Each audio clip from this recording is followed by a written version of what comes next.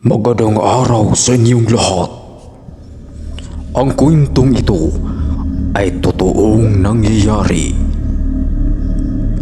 Ang kwentong ito ay may pamagat na Ang Multo sa Bahay na Bato.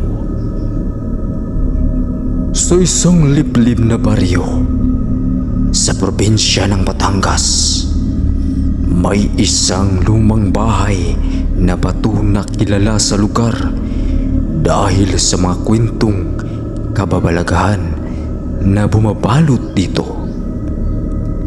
Ang bahay na ito ay itinatayo noong panahon ng mga Kastila at naging tahanan ng isang mayamang pamilya.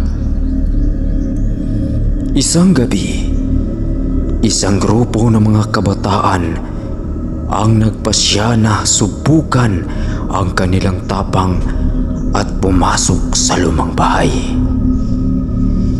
Kilala sa kanilang baryo ang bahay na iyon na pinamahayan ng mga multo. Sa kanilang pagpasok, naramdaman agad nila ang bigat ng paligid. Parang may mga matang nakatingin sa kanila sa bawat sulok ng bahay. Habang nag-iikot sila, naririnig nila ang malakas na yabag ng mga paa sa itaas na palapag. Isa-isa silang tinitingnan ang hagdanan, ngunit wala silang makita.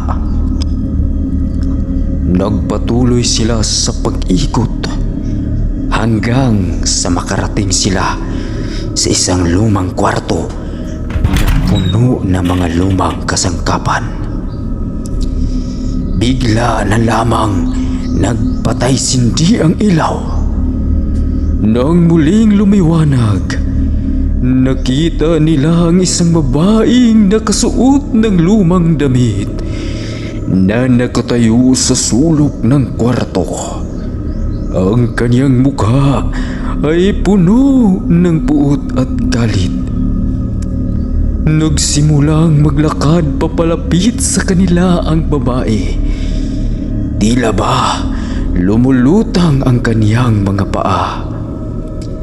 Napasigaw ang mga kabataan sa takot at nagtakbuhan palabas.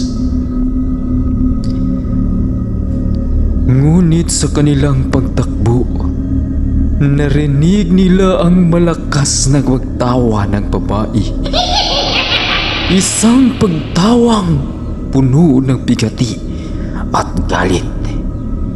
Nang makalabas sila ng bahay, isa-isang napansin ng mga kabataan na may mga kalmot at sugat na ang kanilang mga katawan.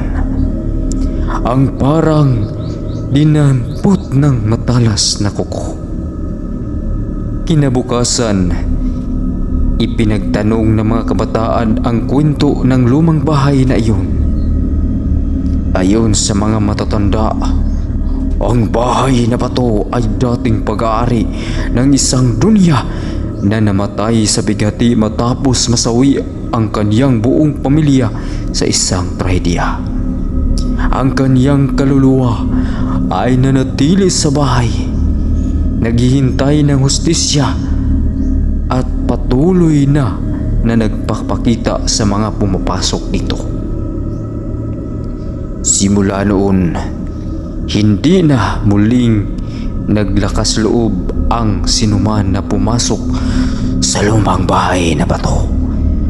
Nanatili itong tahimik, ngunit patuloy ang bulong-bulungan na ang multo ng dunya ay nagmamatiyag pa rin, naghihintay ng mga susunod na biktimahin.